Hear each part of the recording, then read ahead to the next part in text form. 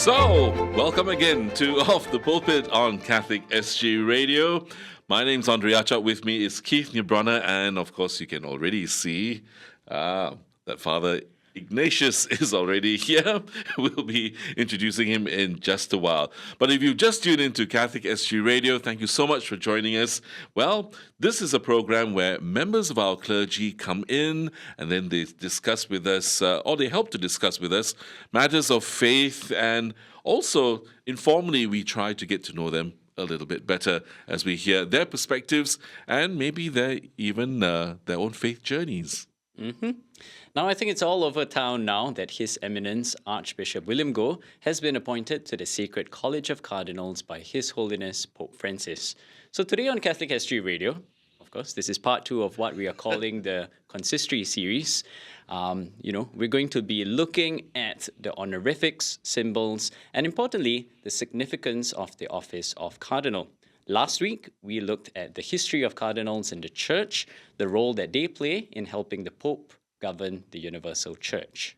So, backed by popular demand, we have Father Ignatius Yeo. Father Iggy is parish priest of the Church of St. Anthony of Padua in Woodlands, and he's also professor of liturgy at the St. Francis Xavier Major Seminary. Father, thank you so much for, braving the jam. In the morning. Yeah, in the morning, the traffic was... It's 40 minutes to get here. My goodness. So, there you But are. it's always a joy to be here. Thank you so much, Father. Okay, so last week we spoke a lot about the role of the cardinal and all of that. But let's begin with the basics. Yes. How are the faithful meant to greet a cardinal when they have hardly ever come across a cardinal in this part of the world? Yes. Well, a person usually greets a cardinal, for instance, by saying, Your Eminence. And that's why even in our programming also, we always refer to him as now, His Eminence, That's right. And in addressing a letter to the cardinal, one would write then His Eminence, William Cardinal Goh, Archbishop of Singapore. That will be the formal title we give to him in your salutation.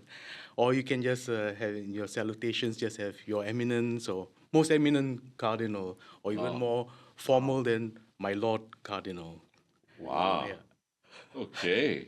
However, in recent times, some people will reverse the word order, saying Cardinal William Goh instead of William Cardinal Goh. Right. Now, this is a formal word order, and this formal word order originated in the time when your last name or family names were not very common, but individuals were known by their occupations and the places that they live in.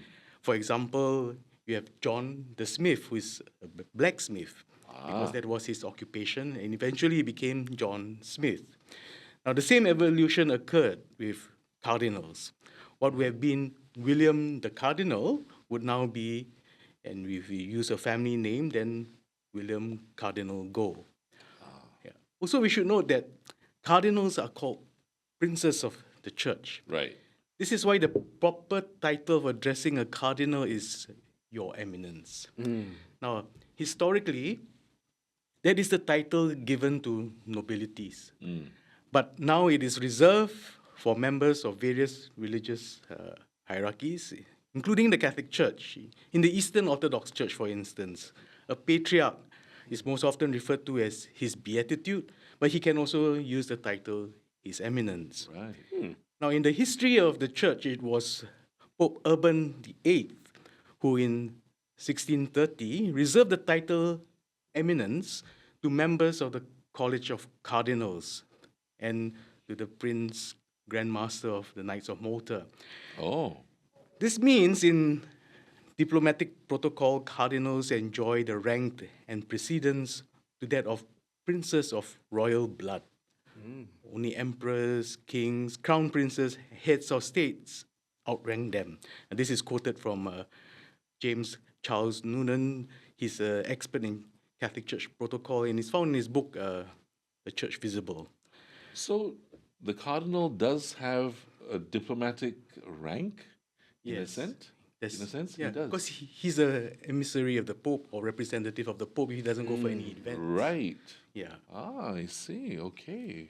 And now you know why. Then cardinals are created, as we have explored in the last episode, and become princes of the church because the Pope, being a celibate, Right. has no bloodline, and so he creates cardinals as his princes. Ah.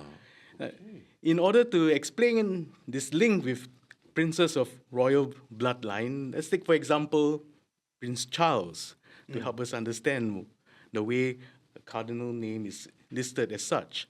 In England, Prince Charles is correctly called Charles, Prince of Wales, not Prince Charles Mountbatten Windsor, right? As such, the title cardinal denotes a princely title.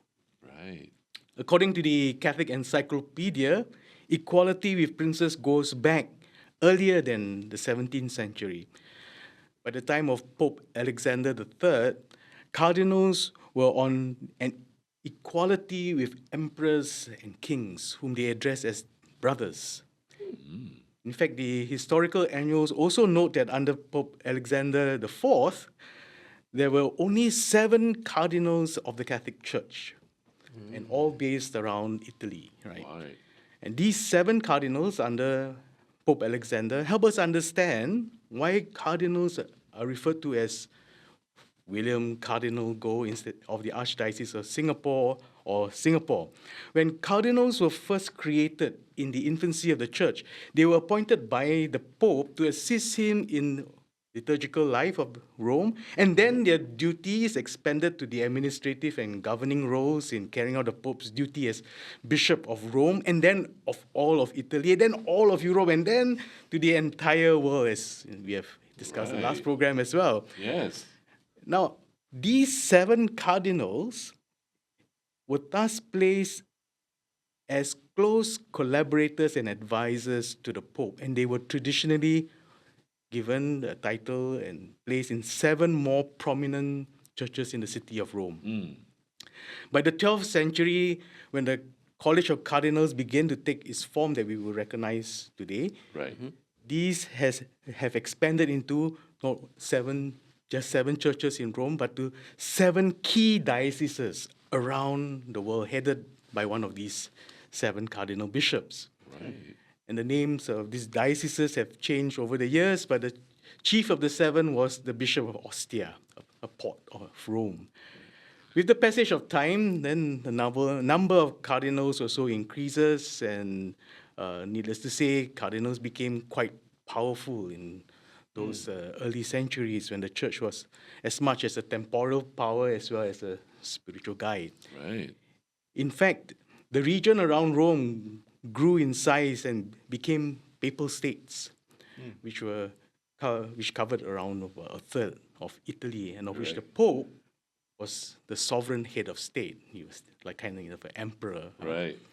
However, with the Lateran Treaty of 1929, the Pope relinquished these lands all to Italy, except for Vatican City, which still remains a sovereign city in the city-state of Rome. During these early centuries of temporal power, we should also remember that few people had surnames, right? So they were identified by where they live or work that they did. Even today, very few of us know the last name of Prince Charles as Mountbatten Windsor. He's better known as That's true. Charles. I didn't even know that. Yes. House of Windsor. That's Yeah. right. Yeah. He's Charles, Prince of Wales. It was the same with cardinals. They had no surname, only titles and geographical regions. So, for our cardinal-elect, he would historically have been known as William Cardinal of Singapore. Applying this style today, Singapore is removed and his surname added, so it's William Cardinal Go. Right. This remained the style even when surnames became common and into the middle of the last 20th century. Thus, in the church today, this style is considered to be more traditional and more respectful. However, modern journalistic style, including that of Associate Press and Catholic News Services, place the title before the cardinal's full name. So, for journalistic style, it is proper to say Cardinal William Go.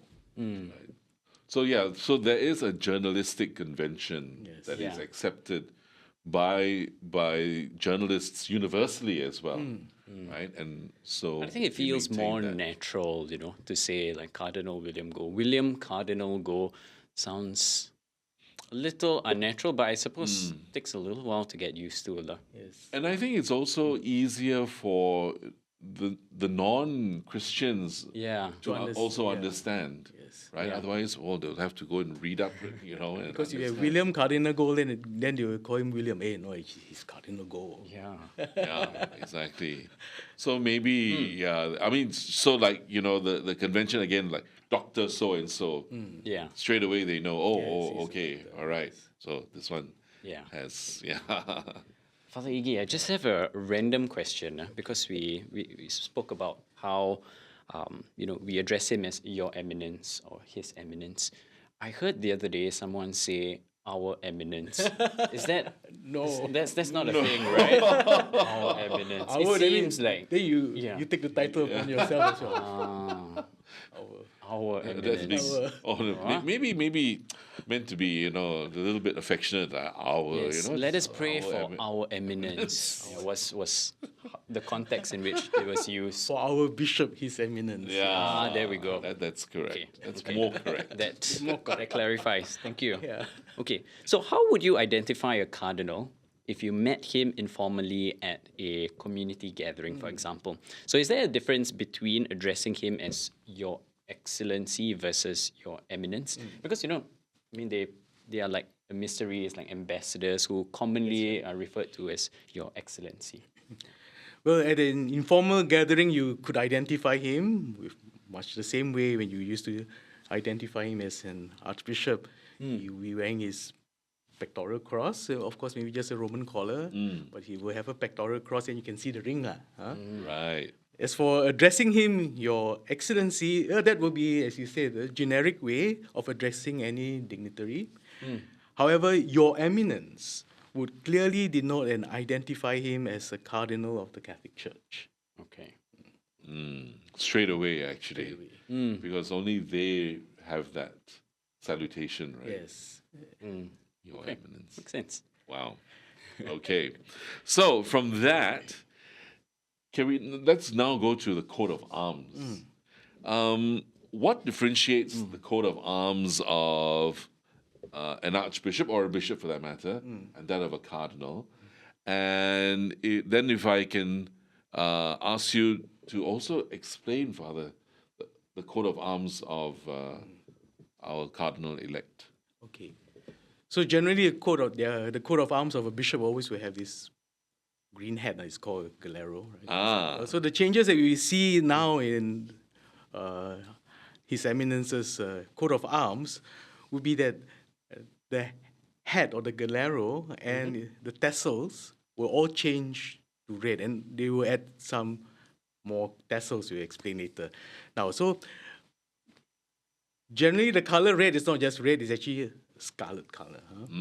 Now, scarlet is the color of the blood of Christ and of Christian martyrs, and it is worn and used in the coat of arms of a cardinal as a symbol of their willingness to defend their faith with their own blood. And you will also notice that the tassels will have been increased and upgraded to 15 tassels on each side.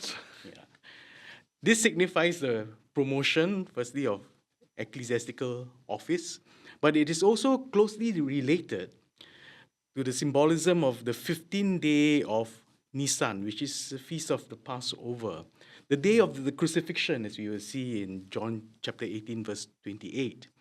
It alludes to the cardinal's willingness in responding to his call on the day when he receives this scarlet hat or the red hat from the Pope to act with courage even to the shedding of his blood like Christ. Wow. Heavy, man. Very. Heavy Very responsibility there. significant. Then even with the additional tassels, even heavier also. Feels like, right? And actually, the tassels look like drops of blood, though. Right? Now that you're cascading down like that. Now that you mentioned that. That is So true. it's changed. All will be changing from green now, as it is, for archbishops and bishops, Yes. right? Or bishops and archbishops. And then now, as cardinal, it turns all red. Scarlet. Scarlet With red. more tassels Yes. on each side. 5 more on each side, to be exact. Okay. Now, in a liturgical procession, how can we tell a cardinal apart from like a bishop or archbishop? Are there certain things we can look out for, or are the colors or the vestments Is there different? even a way of Yeah. Is there a way? differentiating them? With the ordinary form of the Roman Rite, because we simplified many things in the liturgy, there is actually no difference. As the promotion of a cardinal is seen as just an promotion to an ecclesiastical office and not a sacramental one by ordination. So as such, in the liturgy, he's still dressed as an ordained bishop. Unless he's in coro. He's in coro, then you see him in red.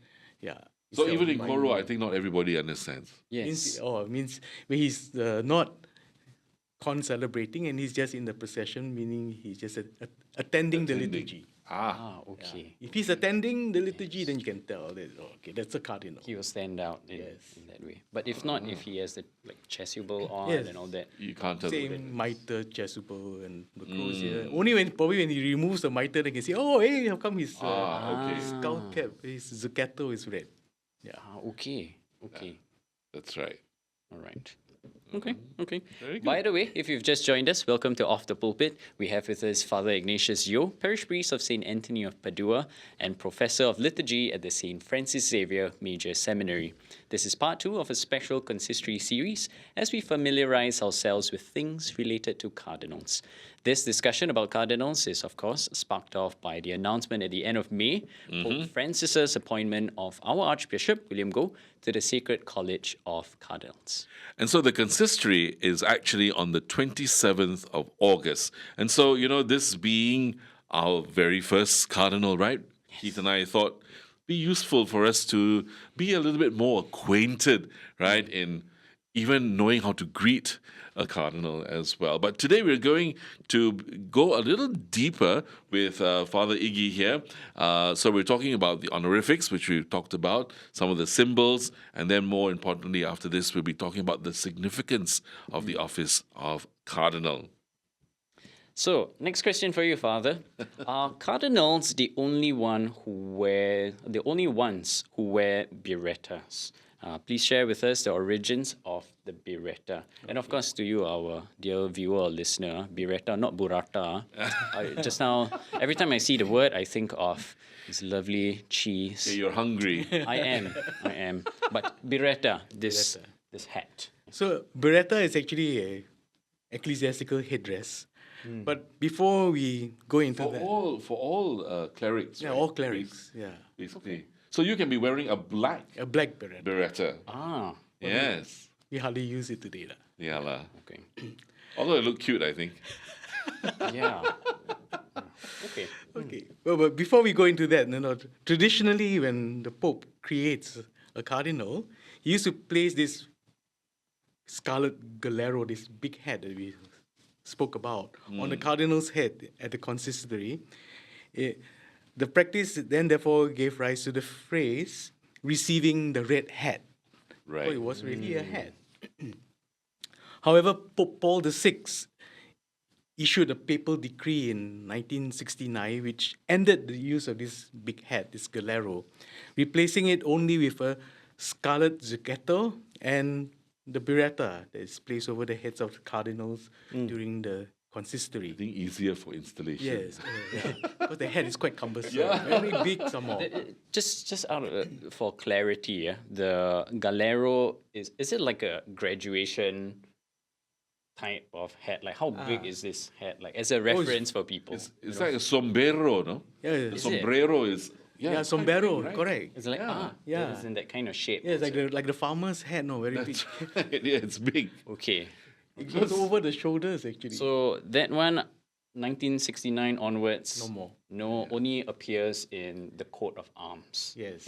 That's the top. So that's galero. That's a galero. Okay. Okay. And then we have beretta, which is a Smaller Three-cornered head. hat. So the galero is this broad rim hat with Supposed to tassel shade you, string. It's supposed to shade you. okay. It is worn, of course, this is said by the cardinals and is found now only in his coat of arms. Now, coming back to the beretta, yes. etymologically, the word beretta is Italian in origin, so probably sounds like the burrata. It would more correctly be written as beretta. And it originates from the Latin word berus, meaning a rough cloak with a hood.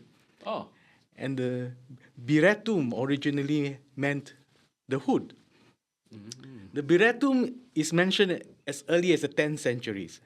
And the beretta seems to have become a more widely used as a ecclesiastical vestment by the clergy or clerics of the church. right.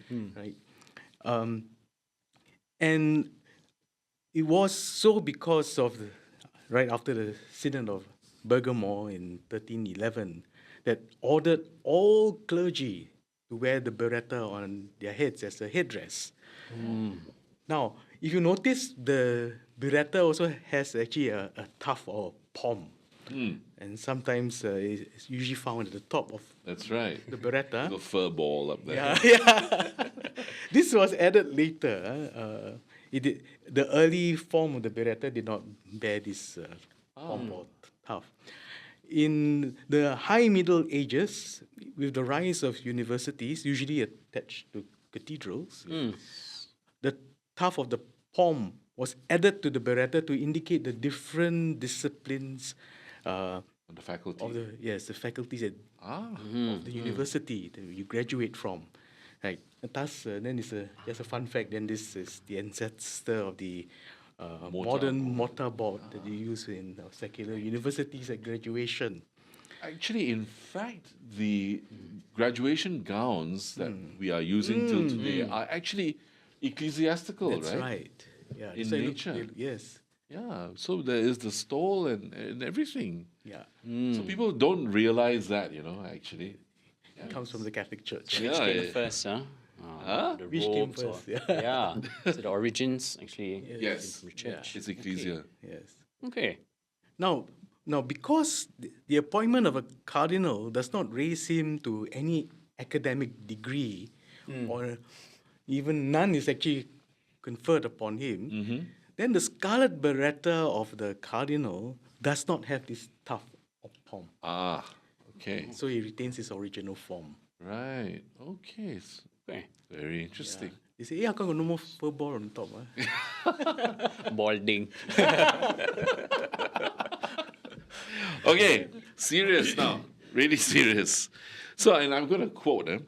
So when a cardinal is created, the Holy Father will place the beretta on the cardinal's head, and he says this, "This is scarlet as a sign of the dignity of the cardinalate, signifying your readiness to act with courage, even to the shedding of your blood, for the increase of the Christian faith, for the peace and tranquility of the people of God, and for the freedom and growth of Holy Roman Church." Wow, that's a lot what the Holy Father has to remember. Yeah. But those words are like, wow. Yeah. Heavy words. Yeah. So, Father, can you please explain? It's a really very solemn Yes. and very significant proclamation over the head of this man who is cardinal to be. Yes. It's almost as if the beretta was so heavy, yeah? It's Yeah. like a crown. Says It's that. like a crown. Yes. Maybe the head that bears the crown, you say, right? Yeah. Yeah. So these words are said by the Pope as he creates his cardinals and places the red hat on them. As for the significance of the symbolism of the scarlet, right? We look at what Pope Francis himself said at the consistory of 5th of October in 2019. He says, the readiness of a cardinal to shed his blood is signified by this scarlet color of the robes, and is secure if it is rooted in the awareness of having been shown compassion and the ability to show compassion, which is the love of Christ himself to the shedding of his blood. Right? And Pope Francis continues then also to warn the cardinals, the scarlet of the cardinal robes, which is the color of blood, can, because of a worldly spirit, become a color of secular eminence. Because you wear red, everybody, wow, very striking, right? So in that case, he say, if in that case, then you no longer be a shepherd who is close to his people. You simply think yourself as an eminence. Once you feel that way, he says, then you are already gone off the path of Christ. So the scarlet is not meant to attract attention, but a reminder for the person wearing it to show compassion and love of Christ. So it's really actually a very fine line. You can go either way. Yeah. Yes. Right? Can get Wow. sweet, to feel like, oh, it's about me, and then your ego Exactly. gets big and all of that. But actually, the call is Yeah, it's like really... heavy. Out of curiosity, and Father, this is me putting you on the spot slightly because we didn't quite run this question by you beforehand. But I do wonder because, if I was someone, which will never happen, of course, but if I was like waiting in the wings, waiting to receive my red hat from the Pope himself, I wonder if people have gotten, as they hear those words, and then they gotten cold feet and like, actually, I don't want. Cannot really, too late. It's too late. You want, you must do before. So you can decline You can. the appointment Yes. before. Yes, Okay. But this is not very common, I'm not guessing. very common. Okay. It's partly obedience, I guess, in a sense, when you're called to greater responsibility, right, within the church.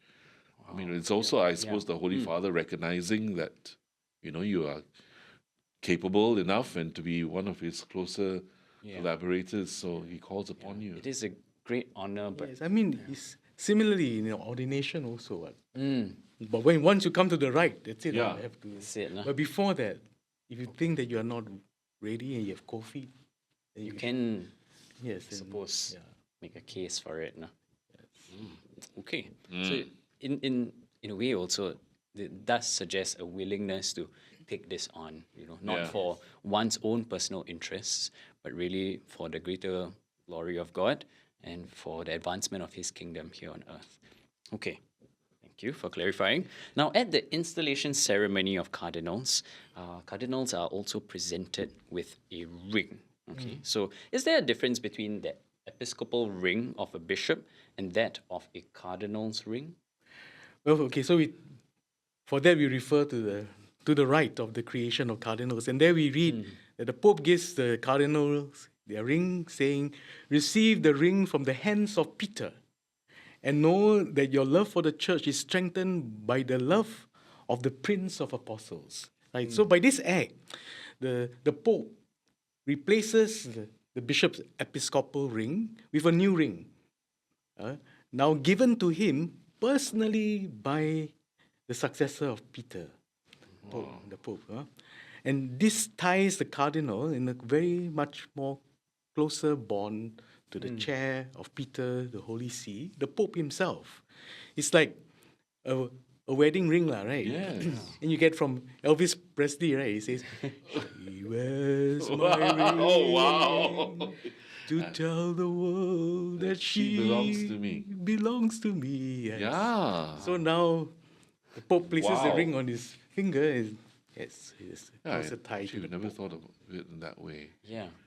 Okay, actually, now that you mentioned that, Father, I forgot to ask you.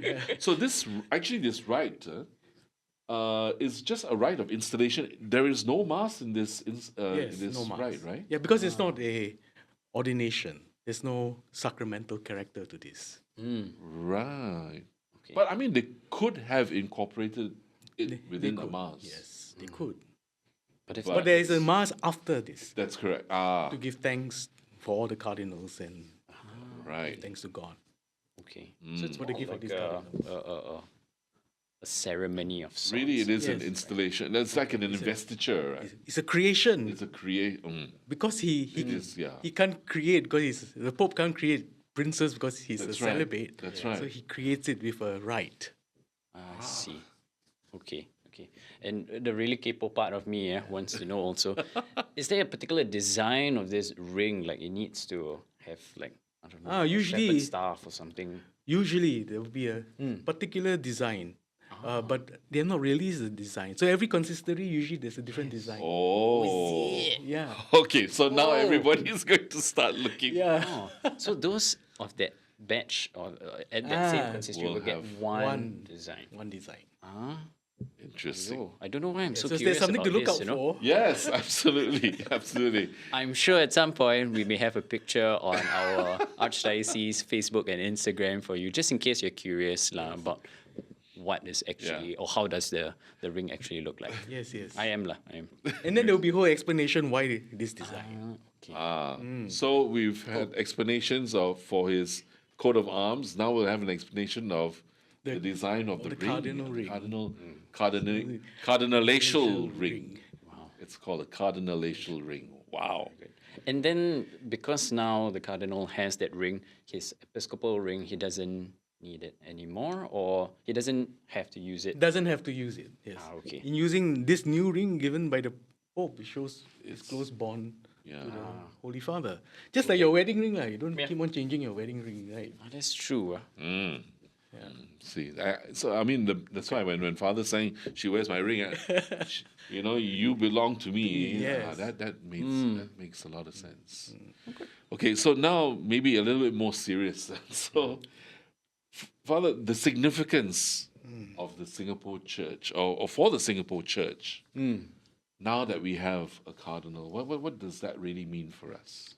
Yeah, so with the consistory for the creation of new cardinals as announced on the 29th of May, confirms Pope Francis actually great interest in Asia, as 6 of the 16 new cardinal electors come from this continent.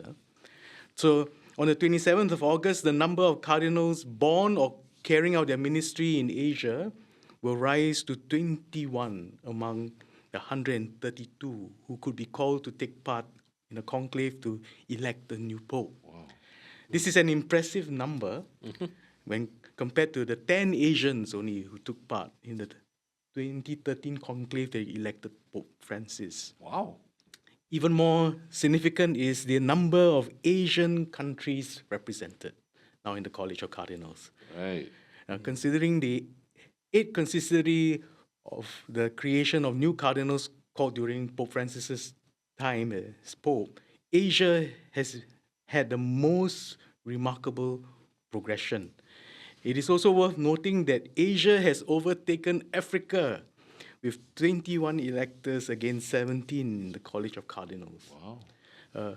Correspondent of Asia News based in Milan observed that for some years, actually Vietnam, which usually had a cardinal, has not had a member among the cardinal electors. The same case also is for Hong Kong, where the new bishop is not also among That's right. the new cardinals. Instead, Pope Francis turned to Singapore this time, picking Archbishop William Goh for the college to represent the Sino world.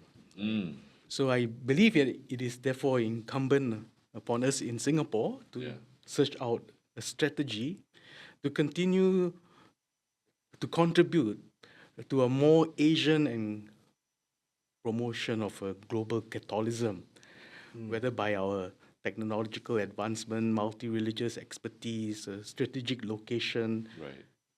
The Catholic Church in Singapore has a lot to offer to Asia and beyond. So though it is an honor for our country that the Holy Father has appointed a prince of the church from one among us, we have to live up to that honor and dignity. There's a lot of work to do. So in a sense, we have to step up. Yeah. Wow. Yes, I suppose be more regional, more global also in our thinking. Sometimes we can be quite just my parish That's and correct. what's going on. No? Yeah. Insular, just keep to ourselves. Correct. So it's now no more NCC, no more just parish, no more just district, but or not for that matter, not just Archdiocese, but For beyond. the whole of Asia and Yeah. the whole world. But it's good. I mean, maybe it will help us to rethink, the way we've been doing things as well. Yeah. So Catholic Radio must go out further. Okay. It helps that we are online. That helps. Indeed. We can Indeed. still do more, I suppose. Yes. Okay, Father, could you share about some famous cardinals who, although may not have been front runners for the Petrine office and did not become pope, but still their thinking, simplicity, holiness, and contributions have left an indelible mark on the church? Can you share about some of these individuals? One such cardinal was John Henry Newman, who lived from 21st of February 1801 to 11 August 1890. He was an English theologian, scholar, and poet. But he was first an Anglican priest, and later a Catholic priest, and then a cardinal. He was an important and also controversial figure in religious history of England in the 19th century. Although he never became pope, just side comment. Yes. He was later canonized a saint. Yeah. Just last year, right? 2019. 2019. Oh, okay. By Yeah. Pope Francis. Now, during his lifetime, Cardinal Newman, while teaching at the University of Oxford, Newman became drawn to the High Church Anglican tradition. There he became one of the more notable leaders within the movement in England. This was called the Oxford movement. Ah, yes. It was an influential and controversial grouping of Anglicans who wished to return to the Church of England the many Catholic beliefs, liturgical rites before the Reformation. Now, in this movement, he had some success, but after publishing a very controversial tract 90 in 1841, which was to establish the contention that the fundamental ecclesiological identity of the Church of England was Catholic rather than Protestant. Then in 1845, Newman, joined by some of his followers, officially left the Church of England and his teaching post at Oxford University, and he was received into the Catholic Church. He was quickly ordained a priest and continued as an influential religious leader based in Birmingham. In 1879, he was created a cardinal by Pope Leo XIII in recognition of his services for the cause of the Catholic Church in England, especially in his relationship with the Church of England and the Crown, and the Crown Colony and all the the British Empire. He was influential also in founding a Catholic university in Ireland in 1854. Although he had left Dublin by 1859, and the university evolved in time to be the University College Dublin. Newman also was a literary figure. His major writings from 1833 to 1865 included many theological writings and Christian poems. And these were set to music in the 1900s by Edward Elgar, and these popular hymns include Lead Kindly Light, Firmly I Believe and Truly, and Praise to the Holiest in the High. Oh, Talented man. very, very, very, very. And these hymns we still use today. Yes, exactly. Yeah. Actually, these are we have actually kept some very old and very beautiful hymns that, thank God, they're still with us today. And Lead Kindly Light is found in our compline, actually. Ah, yeah, that's right. That's right. Yeah. So, Father, actually, John Henry Newman, right? For you personally, is there a particular cardinal who stands out for you and who inspires not just as a Catholic, but maybe as a priest as well for you? Yes, sir.